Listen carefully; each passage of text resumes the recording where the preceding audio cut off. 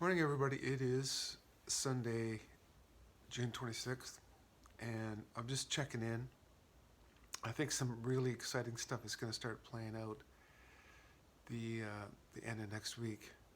Basically, the first week of July, some really big stuff is going to start happening. Um, I can't really say too much on this channel because it'll just get shut down. But just yeah, that's kind of what I was getting last night. I got a pretty interesting download. But my my other conversation I was going to have with you is about money, basically, because as we get out of this system that we're in right now, which is really a debt slavery type system. I mean, let's be honest. On other planets out there, nobody's using the U.S. dollar, the fiat money system. This is just only here. It was created uh, created basically just to keep us in debt constantly. And that's why even inflation itself is just it's manufactured, let alone all the economic booms and crashes. This has all been manipulated. So, but what I was going to talk about is the basis for the way they've set up the money system is it's it's basically kind of like the haves and the have-nots, and it creates like sort of really false classifications of people. Because I mean, one thing that I kind of noticed was is well, first of all, whoever has the most amount of money can kind of manipulate things or steer things in different directions. So, and why? Because in this the system that they set up is based on we have to base it on something. That's how we rationalize it. But we're basing it on the value of money. Um, so it's not necessarily, it doesn't really say too much about the person. It's more like if that person's got a lot of money. So one of the things that I noticed when I was younger um, was I noticed that some poor people are that I knew. I was raised kind of poor anyway, as well. Uh, are seem to be really really nice people, and yet I saw people that were really really wealthy, and they didn't seem to be very nice people. So it wasn't really. It started to make me understand the system of being selfless versus selfish, that type of thing, and and when you have a system like that, it doesn't make everybody's life more comfortable or more meaningful. It just depends on who has the most amount of toys and the most amount of money, and they've guided our society to kind of think like that too. But it's just way way out of whack. So the system we're moving into is not going to be based on that anymore. It'll be based on trying to make sure, well, not make sure, but it's going to be more based on equality, and it's not wealth won't be measured by money or a monetary system. It'll be basically measured by your happiness. Now, for me, I've, I've decided, years ago to live an artist's life, which means my pursuit is not about money.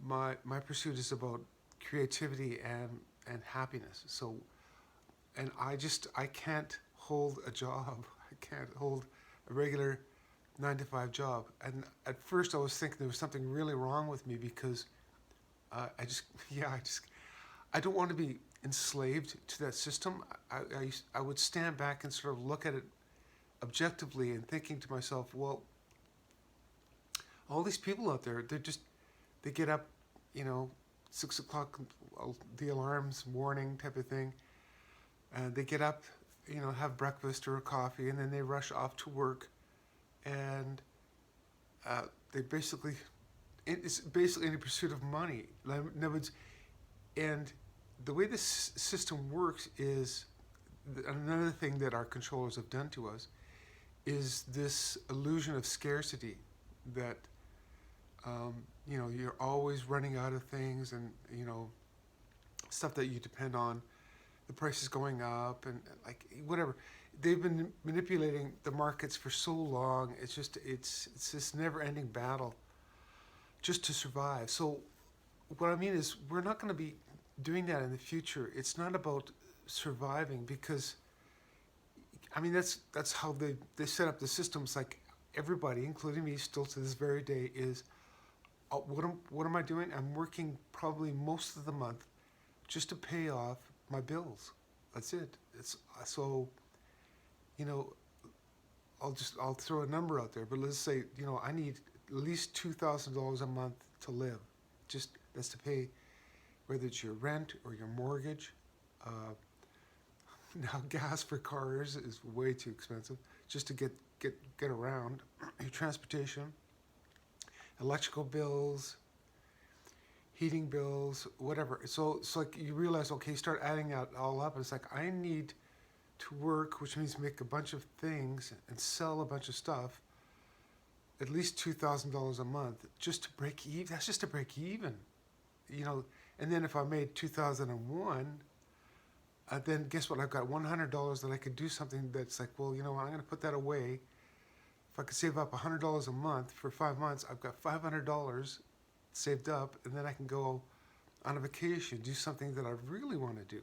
But if not, I've got like 5 months of slavery, and that's working a lot just to pay the bills.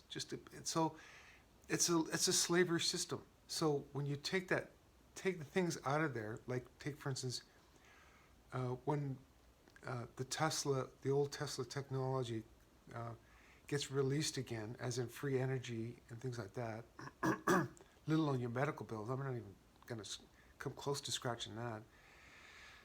But I'm just saying, like once we've taken care of that basis for living, then basically all of us will be in the pursuit of happiness.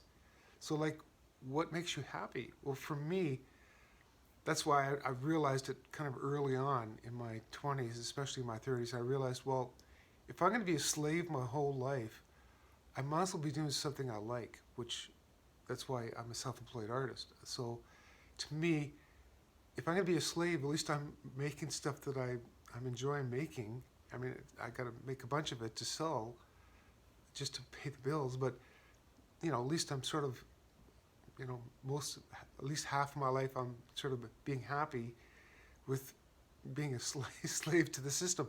Anyway, what I'm getting at is we're going to break away from that. The value of money is going to completely change in the future. It'll be, all of our basic needs will be taken care of. So it'll be more about pursuing what we want to do. So this is kind of, I'm just going to touch on it. Obviously, I can talk about it for hours, but I just wanted to check in today and then say that things are looking really good actually, coming up in July. It's going to be a bumpy road. I know I've said that before, but we've got to go through this, and we're getting out of this debt slavery system for sure. It's totally not fair. Everybody realizes it. That's living in what they call a first world nation, a little on third world, where they just barely, but as a matter of fact, they don't make ends meet ever. They're just lived not only in a debt slavery system, but in poverty. So I really feel bad for them. They're the ones that have to be, I was going to say rescued first, but yeah, we've got to make this planet so that everybody's happy, and and there's no need for want.